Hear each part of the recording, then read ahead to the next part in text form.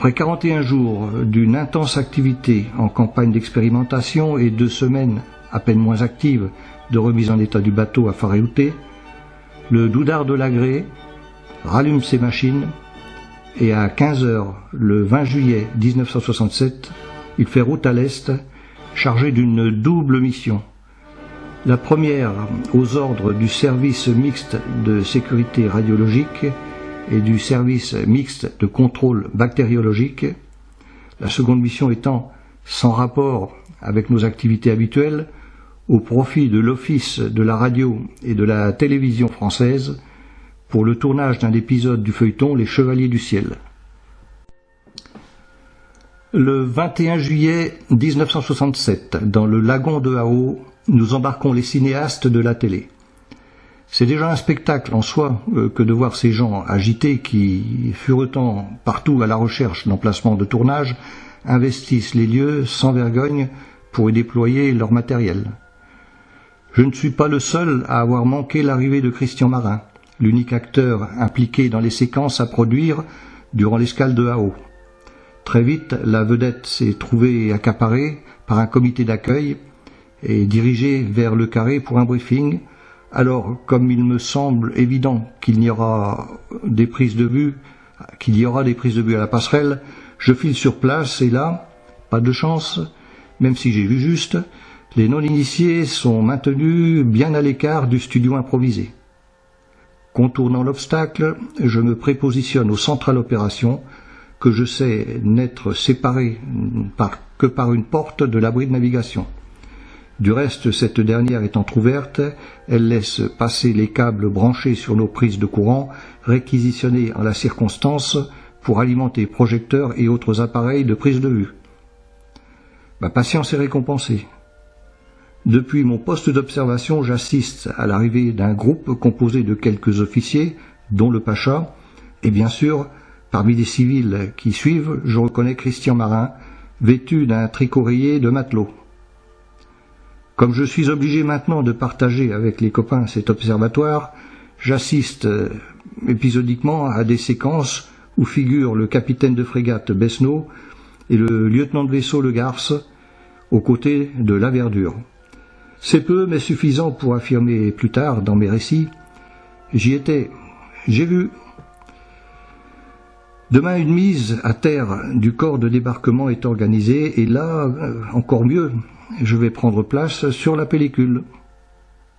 Le jour J, au petit matin, sur la plage arrière, sont rassemblés les soldats du 3e tiers, armés uniquement de fusils. Ils sont prêts à briller comme de véritables étoiles. Ce sont des civils qui, une fois n'est pas coutume, nous indiquent le plan d'action et nous prodiguent conseils et consignes. Nous allons être transportés par 2 LCVP vers les installations de la station radio que nous devons investir. Le plus près possible de la plage, les 2 portes des 2 embarcations doivent être ouvertes simultanément. Nous devons alors courir droit sur l'objectif, sans tomber ni regarder les caméras au passage.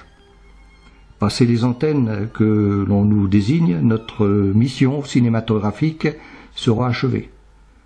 Le hasard me place dans la section dont je fais partie, dans le LCVP le plus proche des caméras. Et c'est l'action. En tant que chef de pièce, je suis le second à jaillir de l'engin derrière notre chef de section, le second maître Kelbert.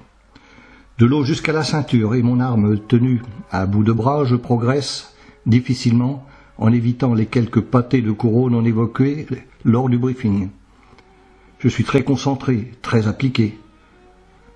Je me souviens ne pas tomber, courir, rester debout. Encore sur mes 2 pieds, j'atteins enfin la plage où, toujours en courant bien sûr, je laisse à 10 mètres sur ma droite les 2 caméras et leurs servants qui crient « Ne regardez pas les caméras! Ne regardez pas! Ne souriez pas !» La tentation est forte. Juste un petit coup d'œil discret? Non. Je résiste. C'est la tête bien droite que je quitte le champ d'action pour enfin souffler et observer la fin de la séquence. Je pense qu'immanquablement, je vais non seulement être visible mais très certainement reconnaissable à la projection.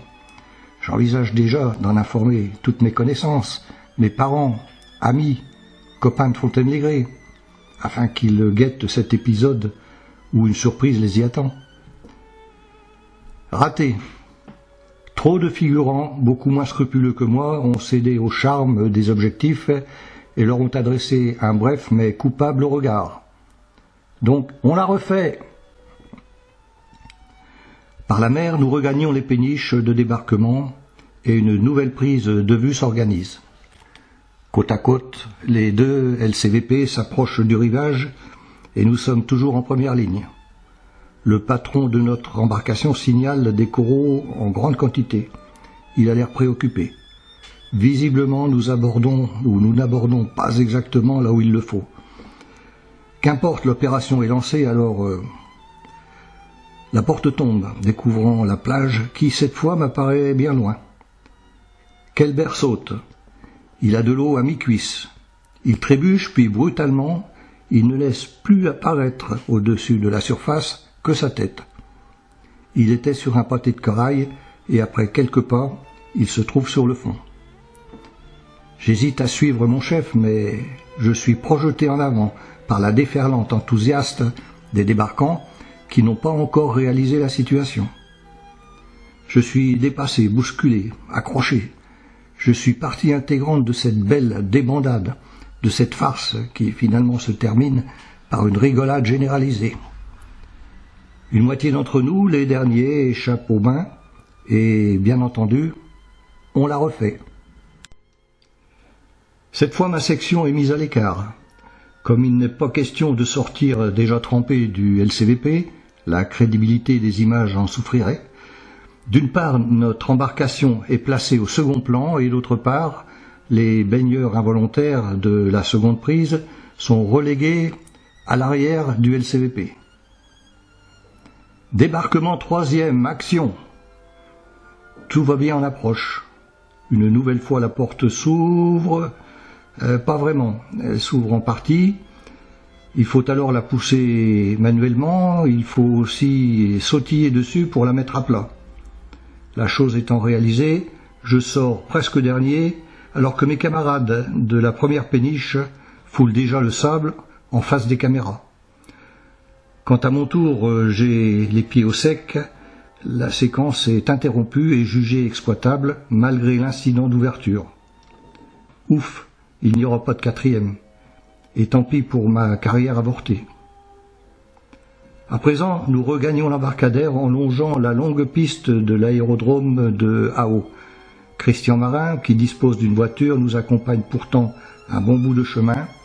Il plaisante, pose des questions et répond volontiers aux nôtres. Il semble aussi sympathique que le personnage qu'il incarne à l'écran. Nous devons le retrouver le mois prochain, car le tournage se poursuit à Bora Bora. Le 23 juillet 1967, nous sortons du lagon et nous nous dirigeons vers un groupe d'atolls situé au sud-est de Hao. Nous devons y réaliser diverses mesures sur des prélèvements à effectuer dans l'environnement des îles. Pour cela, nous avons embarqué à Tahiti un matériel spécifique et, afin de le mettre en œuvre, des personnels qualifiés du SMSR et du SMCB nous ont rejoints à Hao. C'est la seconde mission de ce type que nous menons. Au rythme d'une à deux escales journalières, des équipes de collecte sont mises à terre par baleinière. Elles sont chargées de ramener à bord des échantillons de végétaux, de corail, de terre et aussi des spécimens de la faune terrestre et lagunaire. Sur les atolls inhabités ou ne recevant que des saisonniers lors de la récolte du copra, les citernes d'eau sont purgées par mesure de sécurité après avoir réalisé les prélèvements et les vérifications d'usage. Nos déplacements effectués à faible vitesse sont mis à profit pour sortir quelques poissons pêchés à la traîne. Ils ne finissent pas en cuisine mais sont déshydratés et transformés en poudre à des fins d'analyse. Le 24 juillet 1967, nous passerons 2 heures environ à Vaitaï, puis un peu plus devant Nukutavak.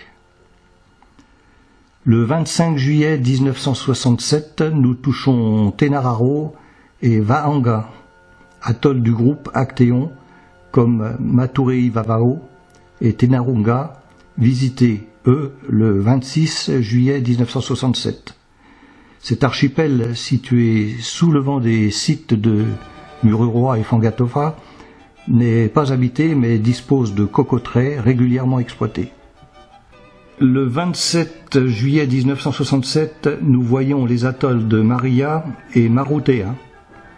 Le 28 juillet 1967, nous revenons à Marutea. Une mise à terre partielle du corps de débarquement me permet de faire quelques pas sur l'île, qui est abordée, comme les précédentes, en baleinière de récif. Nous transportons cette fois du matériel destiné à l'instruction des guerriers que nous sommes. Sous les ordres de notre second maître fusilier, nous, les servants de pièces, nous expédions quelques obus de mortier. Nous sommes ensuite initiés au maniement des explosifs et plus précisément à l'utilisation dangereuse des crayons allumeurs destinés au plastique. Une seule explosion sera réalisée, mais cette nouvelle expérience m'a beaucoup intéressé. Le 29 juillet 1967, deux nouveaux rivages s'ajoutent à notre collection, Vanavana et Tematangi, situés à l'ouest des pas de tir. Notre randonnée s'achève le 30 juillet 1967 par Amanuraro, encore plus à l'ouest, sur le chemin du retour. Le Pacha autorise pendant quelques heures la pêche à la traîne, sans doute sous la douce pression des scientifiques qui n'ont pas eu encore le temps vraiment de déployer leur matériel personnel et sophistiqué qu'ils cachent dans les postes. Nous, les marins, nous déroulons simplement quelques tourets de gros fils de nylon, terminés par de rustiques hameçons entourés d'étamines en guise de premier appât. Pour tous, la pêche est bonne, cette fois, et c'est le cuistot qui va s'occuper de nos prises. À 7h30, le 31 juillet 1967, nous reprenons notre poste à Faréouté, juste le temps de ravitailler, de se détendre un peu et de renouveler en ville les stocks personnels. Le 3 août 1967 à 21h, la machine de guerre s'ébranle à nouveau vers le paradis, vers le village de Vaitapé, à Bora Bora, que nous atteignons le 4 août 1967. Durant les 5 jours de notre présence ici, nous retrouvons nos accueillants amis polynésiens. Grands et petits sont toujours aussi enthousiastes et nous partageons la joie qui entoure ces retrouvailles. À terre, nous reprenons nos activités préférées, proches de cette nature si belle et elle aussi tellement accueillante. Cependant, nous avons aussi une mission importante à remplir en ces lieux. Il nous faut terminer cette histoire télévisuelle commencée à Ao. Durant une journée consacrée au tournage, nous sortons du lagon avec les équipes de l'ORTF et leurs conséquents matériels. La vedette de cet épisode des Chevaliers du Ciel, l'acteur Christian Marin, est bien à bord, toujours affublé de son tricoréier. Comme auparavant, je regarde les scènes prises en passerelle depuis mon observatoire du Central Opération. Pourtant, cette fois, il me faut jouer des coudes, tant il y a foule devant la porte entr'ouverte sur les studios à Brinave. Pour le petit écran, le metteur en scène nous fait aussi tirer simultanément par nos 3 pièces de 100 mm de longues et impressionnantes salves qui ébranlent toute la structure du bâtiment.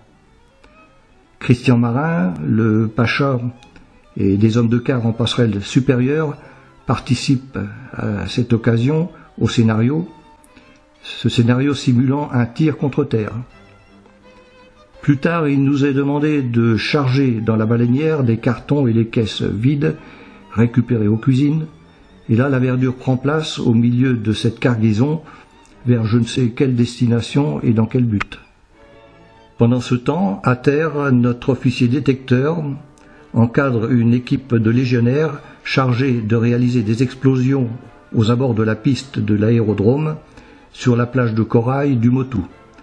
Dans l'après-midi, nos activités prennent fin avec le débarquement des cinéastes lorsque nous retrouvons le quai américain. Cette excellente escale prend fin le 9 août 1967. À regret, nous quittons cet endroit merveilleux qu'est Bora Bora. Le 10 août 1967, il est 8 heures quand le Doudard de Lagrée, désormais célèbre et immortalisé par ses récents exploits cinématographiques, le Doudard de Lagrée reprend alors modestement sa place à la base marine de Faréouté.